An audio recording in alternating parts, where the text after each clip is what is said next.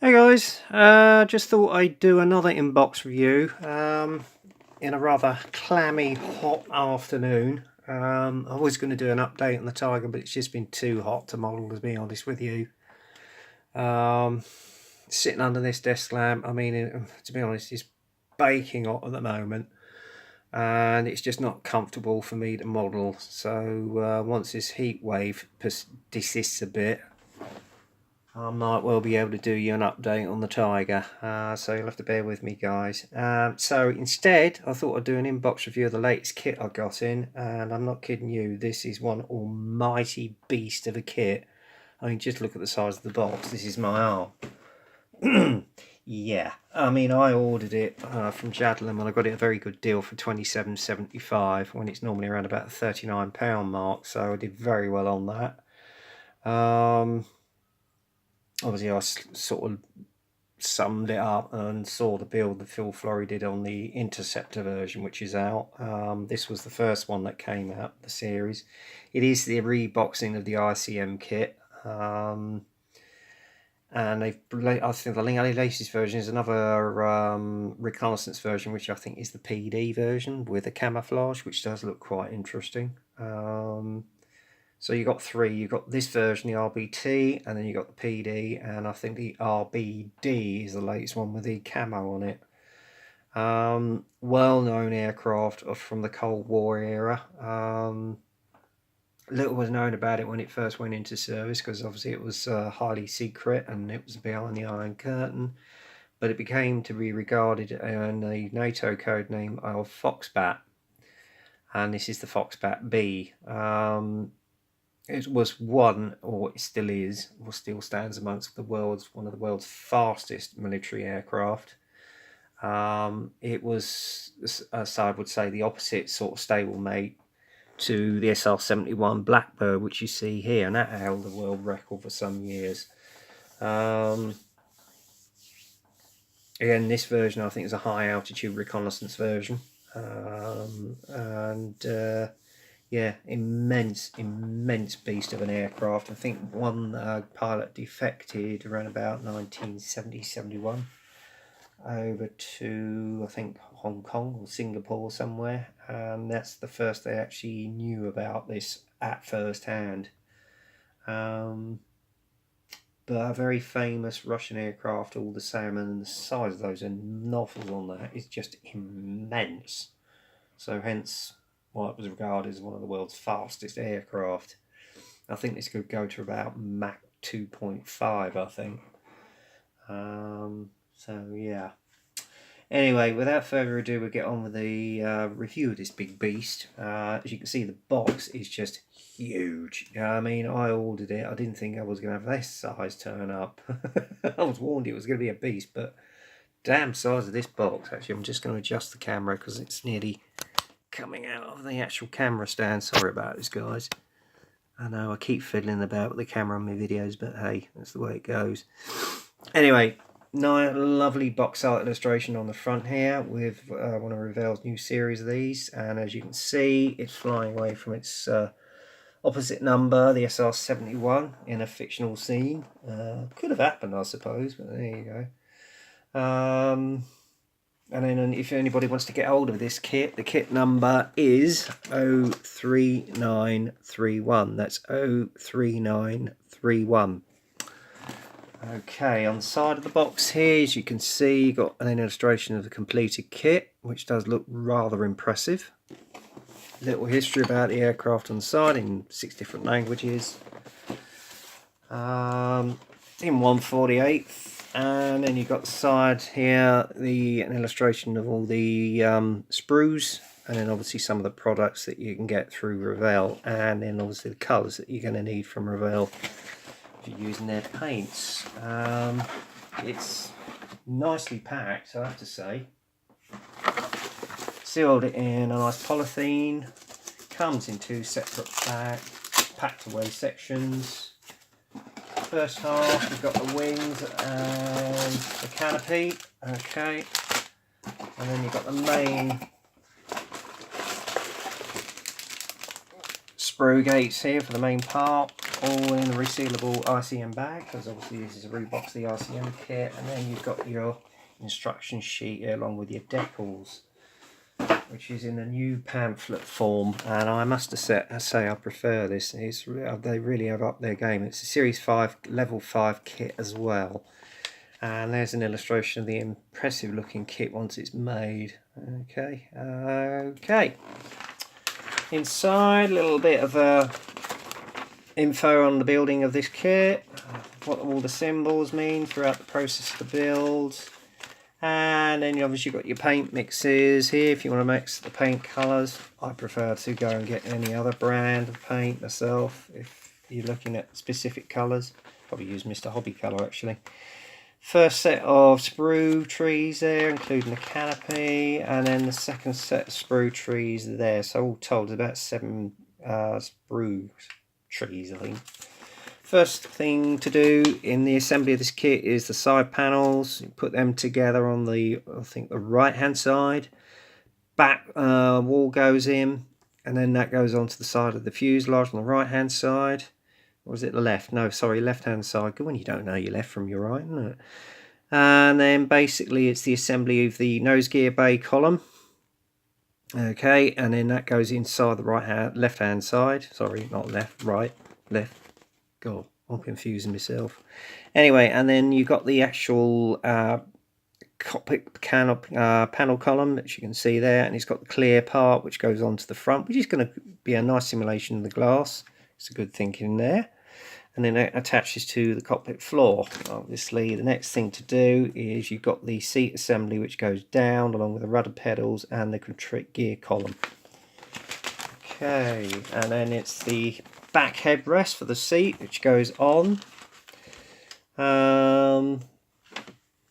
They go into the left hand side of the fuselage, and then you've got the right hand column with the column to go on the right hand side. Put the two halves together, and that's the front of the fuselage buttoned up with the cockpit. Then you got the bulkhead for the midsection, and then the assembly of the air inlet there along with the compressor blade. Upper part of the fuselage, or the lower part. Is that the lower part or the upper part? Oh no, it's the lower part of the fuselage. You've got the two cameras which go in with the clear parts. Again, you'll have to mask them off once you get the priming and painting stage done.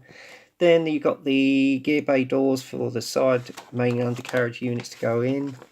Air inlets go on. Assembly of the air inlet, as you can see there, with that distinctive shape of the Foxbat. They basically go on along with the bulkhead onto the lower part of the fuselage body, and then you put the two halves together with the nose part as well as the main fuselage. And then it's the assembly of the main undercarriage gear which goes into the main undercarriage columns, and then you've got the back bulkhead for the exhaust nozzles to go on. Side part of the fuselage goes on one side and then the other. The assembly of the actual exhaust rings goes in, and then you've got the exhaust hoses there. Nice detail on the inside, which you can see because they've got immensely big nozzles on these engines. More sub-assemblies go on, and then you've got the outer part of the nozzles which go on as well. Okay, and then that's just showing you how it should be positioned on the inside, and then the last part's there. And then again more about the assembly of the nozzles, and then obviously you've got the upper part, fuselage goes down, nozzles go in, and then it's the assembly of the tail planes either side. Put them onto the back of the fuselage along where the nozzle column is. This is the rear housing for the brake parachute which goes on. I'm not quite sure what that is. I think that might be for the underneath tank, main fuel tank. Assembly of the wings and along with the elevators, and then you've got the wing fences. Oh, that's one of the wing fences. Okay, and obviously the rack for the main missile column. Tailplane goes on, wing goes on, and then you've got the assembly of the actual main gun camera, which you've got there, the various lenses that goes into the nose. And don't forget to weight the nose, because otherwise you're going to have one almighty tail sitter, and they tend to suggesting 25 grams. I might put in a bit more just to be on the safe side. Then the nose goes on to the main cockpit section. Assembly of some air inlets on some various side panels which go on to, that's the gauge bit. main undercarriage bay doors which go on, fitment of the wheels, and then you've got some more gear bay doors on the nose to go on, another section there. That then goes on the main gears, the main wheel goes into the main front nose gear bay, and then obviously you've got your main wheels on the main undercarriage bay. Then you've got airspeed indicator, which I think goes on, and this is in case you basically want to have the undercarriage up. Okay, so you've got that option. No stand though, so there you go. And then it's the assembly of the main tank, fuel tank, which goes onto the lower part of the fuselage. Head-up display goes into, or mirror goes into the front part of the canopy. Then you've got the HUD which goes on along with the main part of the canopy. Then you've got the nose gear antenna which goes on along with the airspeed indicator. This is the main part of the canopy again. You can either have it up or shut because it goes to the side, as it were. I think I'm probably going to have mine open. And that is basically the assembly of the aircraft. Now, you've got the option of two colour callouts, both in the same colour scheme. Russian Air Force. This is Red 61. If I get my hand out of the way, which you can see there, with obviously all the various colour callouts. I'll obviously do some research. I might use Mr. Hobby Colour. And then the second aircraft is of a Foxbat B of Red 45, Russian Air Force 2012. So you've got both those options. So that's that. I'll pop that underneath.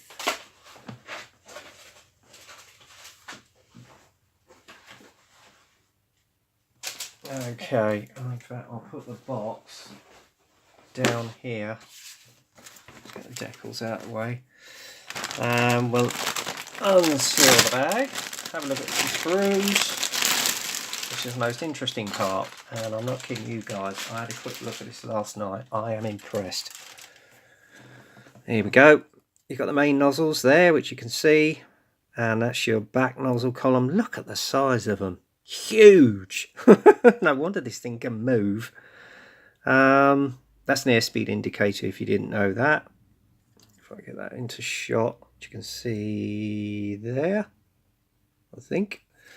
You got your main nose part here, which is obviously got the cameras inside, and I must admit, I don't know if I can get that into shot, the detail on the panel lines is exquisite.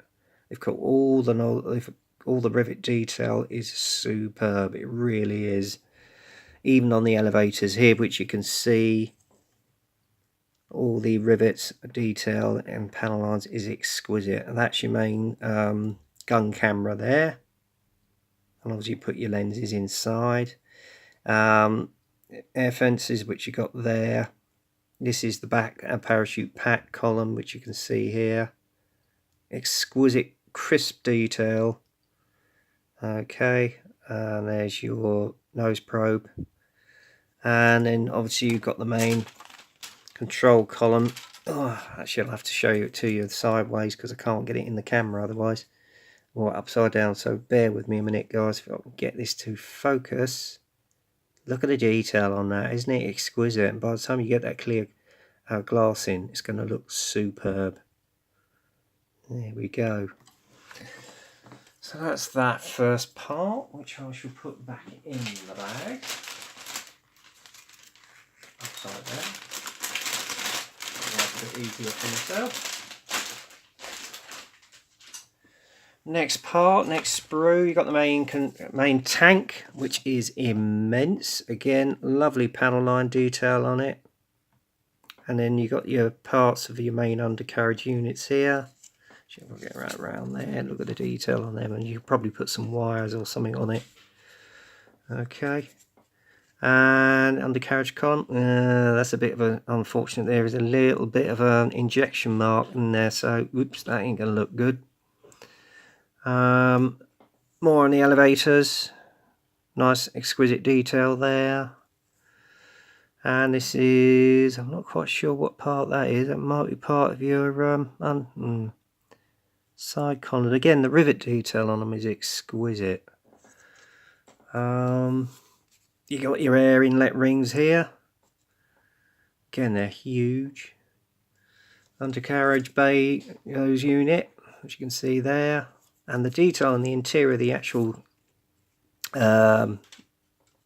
undercarriage units is exquisite as well. They really caught that well. So that's that. Put that in. And here we go. Next sprue. Top part of the fuselage, again, nice crisp panel line detail on that. Beautifully done. Oops, sorry, went a bit out of focus there, guys. Underneath, again with the rivet detail, that is exquisite. I really caught that well. And again, it's part of the undercarriage bay units. Nice level of detail on that as well. Really well done. And there's your compressor blades for your engines. And the detail on the undercarriage bay doors is very well done. And there's your back column for your cockpit as well. Nicely done. Let's put that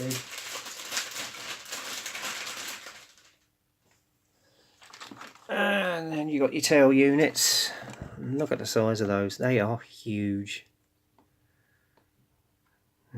Superb. Again, the detail with the rivets and everything is just going to come up really well, especially with the wash.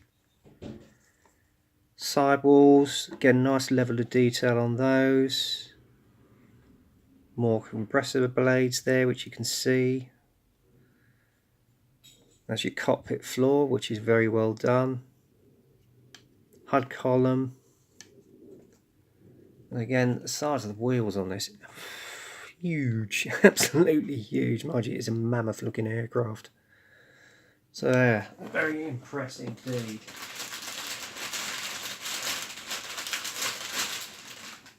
And then final sprue for the first bag. That's your nose, outer nose panels there, where the cockpit is. Again, the riveting detail on it is exquisite.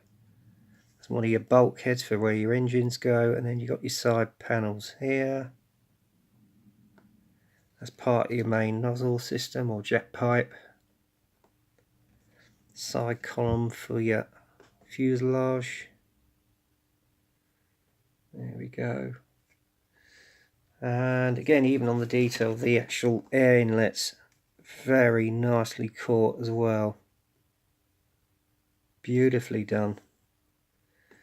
And then obviously you've got your back headrest here, which you can see, and your seat column. Get that into shot. There you go. And there is the interior of the nozzle detail. Look at that. Fantastic. And even the well, the undercarriage bay wall, nice level of detail in that as well. I'm impressed with this, I'll tell you. Very impressed. And then obviously you've got the back headrest here as well, which you can see. So that's that. That's the first bag done. Let's get that last through going in. It's going to be a bit of a snug fit. Sorry guys, sorry about the trip bag crinkling. I'm going to get this all back so I don't lose any parts.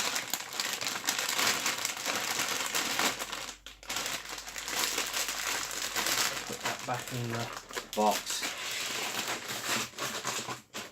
There we go. And then obviously we've got last two bags. This is your wing halves. I ain't going to get them out of the bag, I'll just show you them through the bag. I mean, again, panel line detail is exquisite, just like the real aircraft. Very beautifully caught. And even on the underside, the panel lines are beautifully done. There you go. That's that.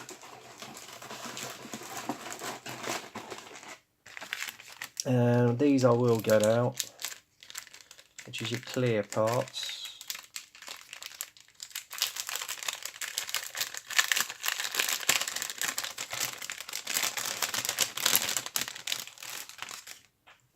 clear as a bell.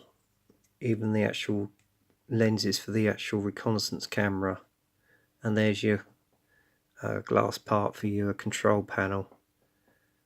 Beautifully done and easily masked. I love the rivet detail they got on the main front windscreen. Exquisite. I'll just put that back in its bag.